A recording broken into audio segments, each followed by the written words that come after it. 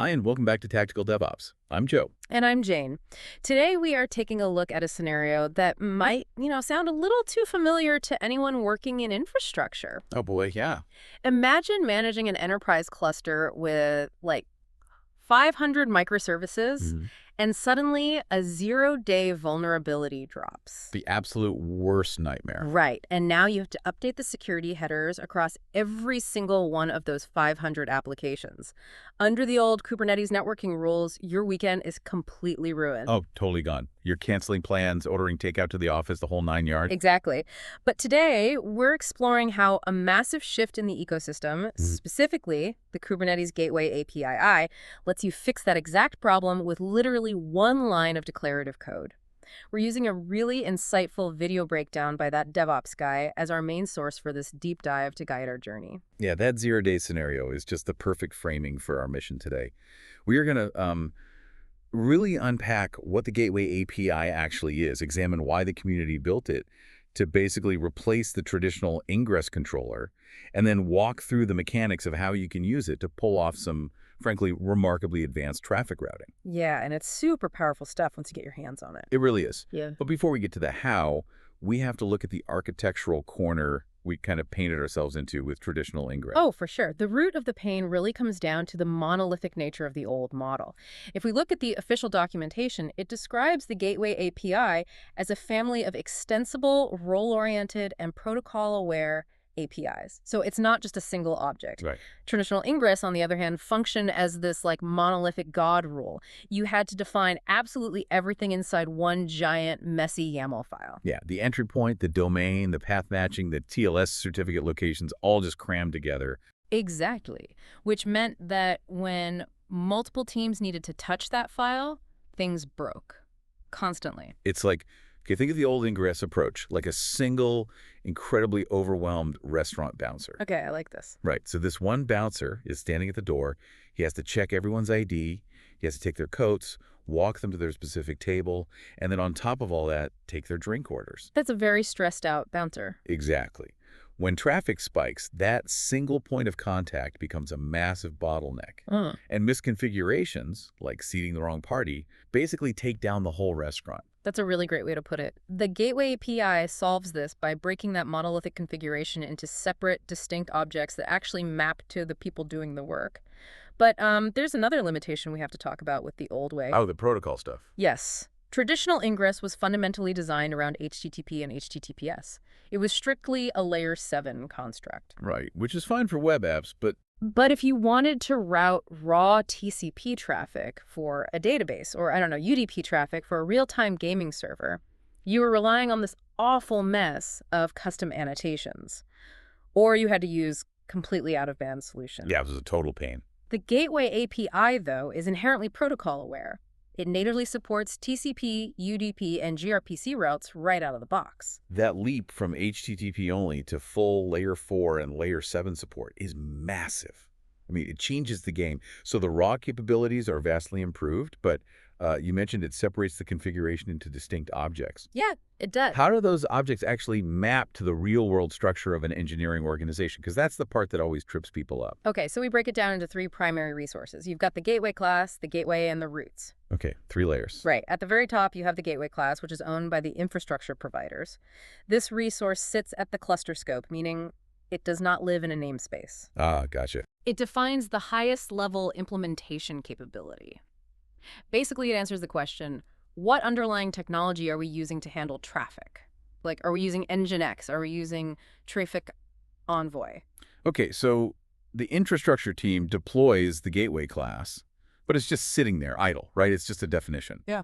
How does a cluster operator actually step in and claim a piece of that infrastructure to, start listening for live traffic? That's where the second object comes in, which is the gateway. This is managed by your cluster operators, and importantly, this one lives at the namespace level. Okay, that makes sense. The gateway defines an actual instantiation of the infrastructure. So the operator writes a gateway object that says, I want to deploy a load balancer listening on port 443, and I want it pointing to these specific TLS certificates. They are effectively carving out a piece of the gateway class for their specific environment. Which brings us to the application developers, who honestly don't care about port 443 or TLS certificates. They just want their application to receive traffic so they can go home. Precisely. The developer writes the third object, which is a route, so like an HTTP route or a gRPC route. They define their specific host names and paths, and they map that traffic directly to their upstream Kubernetes services. Okay, let me try to visualize the mechanics of how these three layers interact securely across a cluster. It's almost like a modern mail sorting facility. Okay, run with that. So the gateway class is the regional ZIP code, right? It's the raw routing infrastructure. Then the gateway is a specific apartment building managed by a landlord, which would be the operator. And the HTTP route is just a specific tenant's mailbox. That analogy highlights the cross-namespace mechanics perfectly. The landlord builds the infrastructure, the building, and the tenant simply puts their name on the mailbox. But importantly, the tenant doesn't have to build the whole apartment complex just to get their mail. Right, right. Let me challenge this model for a second, though. Okay, go for it. Whenever we introduce new layers of abstraction in Kubernetes, we risk drowning teams in YAML. Like, we just add more and more text files. If I'm an application developer, does adding gateway classes and gateways just create more boilerplate I have to navigate just to expose my basic web app? It sounds like it would. I totally get that concern, but it actually drastically reduces cognitive load for the developer. Really? How so? Well, under the old Ingress model, developers often had to understand how the underlying controller load balanced traffic, or they had to constantly worry about where the TLS certificates were stored in the cluster. Oh yeah, digging around for secret names. Exactly. In this new model, the developer just writes an HTTP route that basically says, I want traffic for this domain to hit my app. That's it. They don't care about certificates or cloud load balancers. The heavy lifting is completely abstracted away by the operator's gateway. Okay, that separation of concerns makes a lot of sense in theory. Let's look at how to actually spin this up and prove that works for you, the listener, trying this at home. In the source material, our guide uses a local setup. But the Gateway API isn't entirely native to a default Kubernetes installation yet, is it? Not out of the box, no. Because the Gateway API is evolving so rapidly, it's developed as a set of custom resource definitions, or CRDs, rather than being baked directly into the core Kube API. Oh, okay, so it's an out-of-tree approach. Right, which allows it to iterate way faster than standard Kubernetes releases. The guide actually uses the experimental channel, specifically version 1.4 of the CRDs, and they are running it on a lightweight Kind cluster, version 1.34. The experimental channel is key there because that's where you get access to those really cool protocol-aware features we mentioned earlier, like UDP routing and some of the advanced header modifications we'll get into. Exactly. So once you apply those CRDs via kubectl, the cluster suddenly understands what a gateway class and an HTTP route actually are. Yep. And then they install Trafic as the controller implementation via a standard Helm chart. Now, for local testing, because you probably don't want to provision expensive cloud load balancers just to play around. Definitely not. The guide uses kubectl port forward to forward traffic directly to the Trafic controller pod. And they also modify the local echosts file on their machine to route custom domains, like exampleap-python.com, directly to localhost. That is such an incredibly accessible sandbox. Yeah. You combine a local cluster, the CRDs, and a modified hosts file, and you essentially build a secure enterprise-grade edge network right on your laptop. It's perfect for testing. So the infrastructure is running. The operator has defined a gateway listening on port 80. How does the developer explicitly bind their HTTP route to that specific gateway, like mechanically in the file? The mechanism happens inside the YAML of the HTTP route using a section called parentgrifs. Parentgrifs, okay. Right. The developer explicitly declares the name of the gateway they want to attach to. They are basically saying, hey, gateway named external web in the default namespace, please process my routing rules. Then they specify their host name and define the backend reference pointing to their upstream Python service. Wait, hold on. If it's just a YAML reference, what stops a rogue developer in one namespace from binding their route to a highly secure gateway in a completely different namespace and just hijacking traffic? Oh, that's a great question. The architecture actually accounts for that with a strict security handshake. By default, gateways only trust routes within their own namespace. Oh, really? Yeah, so if a developer in namespace B tries to attach to a gateway in namespace A, the gateway controller will just silently reject the binding. It won't work. To allow cross-namespace routing, the cluster operator has to explicitly configure the gateway to trust routes from specific namespaces based on labels. So the permission model is default deny. Exactly. It ensures operators maintain absolute control over the edge. That is a critical mechanical detail for security. Okay, so the binding is secure, the traffic hits the gateway, the domain matches, and it flows to the Python pod. But routing by domain is honestly the easy part. True. What if we are in a massive enterprise and multiple microservices need to share a single unified API domain? Like, say, examplemap.com/Python and example.com/P. That introduces advanced traffic shaping. Inside your HTTPRoute, you can match traffic based on the path, but you really have to understand the difference between an exact match and a path prefix match. Let's focus on the systemic observability of those two choices, because if you use an exact match for the route path, like just a single /rate, and a user tries to visit a subpage like status, the request fails. But for an operations team trying to figure out what went wrong, where does that failure actually register? That is the critical distinction here. If you use an exact match, the gateway drops the traffic and generates the 404 error itself. Yeah, okay. For an operations team debugging an outage, this completely changes your workflow. Your gateway metrics will suddenly spike with 404s, but your application logs will be totally silent. Because the packet never even reached the pod network. Exactly. Which is incredibly frustrating if you don't realize the routing is dropping it at the edge. You're just staring at empty app logs wondering what's happening. Exactly why path prefix is generally the safer approach for standard web apps. A path prefix match on the route acts as a wildcard, allowing the route and everything behind it to basically flow through to the upstream service. Okay, so let's apply a path prefix to our unified API scenario. Mm-hmm. We want, example, white.com / to route to the Python microservice. Right. We set up a path prefix match for a Python. But if we just pass that through directly, the Python app, which is only expecting traffic at its route, is going to see a Python and throw its own internal 404 error. Yeah, it has no idea what that prefix is. It's like, I don't have an API Python route. The solution is the URL rewrite filter, which is configured directly inside the HTTPRoute. You add a filter rule that intercepts the matched IPA-Python prefix and physically rewrites it to a single /. So just to be clear on the causality here, when the packet hits the gateway, the controller physically mutates the HTTP request header before it even enters the internal pod network. Yes. By the time the packet reaches the Python app, the prefix is entirely gone.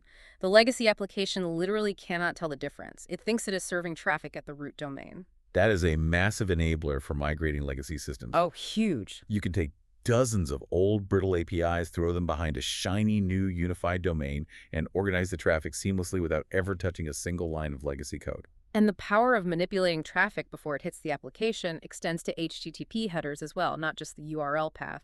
The source material highlights a fantastic real-world scenario involving CORS, cross-origin resource sharing. Oh no, the absolute bane of every front-end developer's existence. It really is. In the guide, they deploy a web front-end that makes an AJAX call to the Go API. But because the front-end is on a different domain, the browser blocks a request with a CORS error. Classic. Right.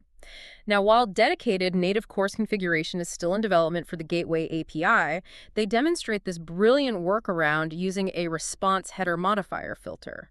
Interesting. How does that filter physically alter the lifecycle of the request? So it operates on the way back out. Inside the HTTP route for the Go service, they add a filter that intercepts the response leaving the Go pod. Before the gateway sends that response out to the client, the controller physically injects new headers into the payload. They manually inject the access control allow origin header, granting permission to the front-end domain.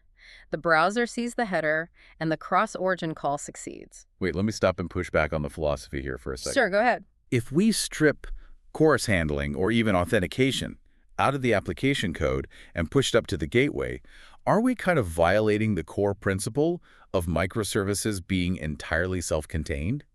Like we're dragging business logic back into the network layer. It might look like a regression at first glance, I'll give you that, but it really comes down to defining what constitutes actual business logic. Handling a browser security pre-flight check isn't unique business logic for your app, it's infrastructure boilerplate. Okay, fair point. This is the moment the platform team stops being a bottleneck and becomes a massive enabler. Imagine a security audit requires you to rotate a specific HTTP security header across the whole company. Oh man, updating 500 apps. Right. Do you want to rely on hundreds of developers to update their code, test it, and run CI/CD pipelines for 500 separate apps? By centralizing it at the gateway layer, a platform team can patch security vulnerabilities at the edge of the cluster instantly, without the application developers even knowing it happened. When you frame it as patching vulnerabilities at the edge, yeah, the value is undeniable. It takes an immense operational burden off the developers. And speaking of removing burdens, we really have to talk about how the Gateway API handles the most complex infrastructure boilerplate of all, HTTPS and certificates. Yes, it utilizes TLS termination at the gateway level. Instead of passing encrypted traffic deep into the cluster and forcing every individual microservice to manage certificates and decryption keys, the encryption just terminates at the gateway. Which is so much cleaner. Exactly. The gateway decrypts the incoming HTTPS traffic and then forwards it securely as standard HTTP inside the cluster to the backend pods. Again, keeping the application code radically simple. In the deep dive source, how do they simulate that certificate authority locally? Because doing that on localhost can be tricky. They use a fantastic open source tool called MakeCert to generate a locally trusted development certificate, which basically prevents those annoying browser security warnings during local testing. Oh, I love MakeCert. It's a lifesaver. It really is. So once they generate the certificate and key, they create a standard Kubernetes secret using the command kubectl create secret TLs. So they have the secret generated. Huh. How does the operator explicitly link that secret to the gateway listener? When the operator writes the gateway YAML, they define a listener on port 443. They set the TLS mode to terminate, and they add a certificate reference that points directly to the name of that Kubernetes secret. But this is where the Gateway API introduces a massive security improvement over traditional Ingress regarding namespaces. Remind me, what was the limitation with Ingress on that front? Ingress was kind of notorious for TLS mismanagement across namespaces. If you had an Ingress resource in the front-end namespace and another in the back-end namespace, that both needed the same wildcard certificate. Oh, right. You couldn't share it easily. Exactly. You often had to copy the raw TLS secret into every single namespace. It was a complete violation of least privilege. You just had secrets everywhere. Yeah, that's terrifying from a security standpoint. With the Gateway API, the certificate reference explicitly supports cross-namespace lookups using that same default denies security handshake we discussed earlier. Let's walk through the mechanics of that real quick. Sure. An operator can create a highly locked-down namespace, say we call it security infra. They store all sensitive TLS certificates there and use strict role-based access control so only the security team can even touch them. Okay, lockdown type. Right. The gateway, running in, let's say, the public edge namespace, requests access to the secret. The security team then creates a reference grant object in the security infra namespace that explicitly allows the gateway to read it. Oh, that's elegant. You maintain absolute centralized control of the credentials, but the routing infrastructure can still utilize them without duplicating the secret. That is a brilliant implementation of cross-namespace trust. You pair that centralized secret with an automation tool like Cert Manager, and your operations team can automate certificate rotation for the entire enterprise in one secure vault. The application developers never even have to think about it. And the centralized power actually extends beyond just Kubernetes resources. There is a feature called infrastructure labels that bridges the gap between the cluster and the cloud provider. Wait, how do those labels communicate with the underlying cloud? So when you define your gateway, you can apply specific metadata labels to it. If you're running on AWS, the AWS Gateway Controller reads those labels and translates them into native cloud commands. You mean like provisioning an actual load balancer? Yes. You can literally configure the specific health checks, subnets, or web application firewall rules of a physical AWS application load balancer directly from your Kubernetes YAML. Wow, you are literally declaring your physical cloud infrastructure state using the exact same API you use to route your microservices. That is the true definition of infrastructure as code. It really brings it all together. Let's pull all of this together for a summary. The Gateway API is the definitive role-oriented standard that is replacing Ingress. It takes the monolithic configuration of the past and fragments it into modular pieces. Gateway classes for the infrastructure providers, gateways for the operators, and routes for the developers. Right. It brings protocol-aware routing to Kubernetes natively, enabling TCP and UDP workloads. And it provides deep traffic manipulation, from physical header mutation to cross-namespace to TLS termination, all securely and efficiently. It fundamentally aligns the technology with the reality of how enterprise teams actually operate. And, this high level of modularity leaves me with a thought about the future of infrastructure automation that I think you'll find interesting. No, lay it on me. The Gateway API separates concerns so perfectly, and it uses such incredibly structured, expressive APIs. Where do you see that leading? Think about it from a machine learning perspective.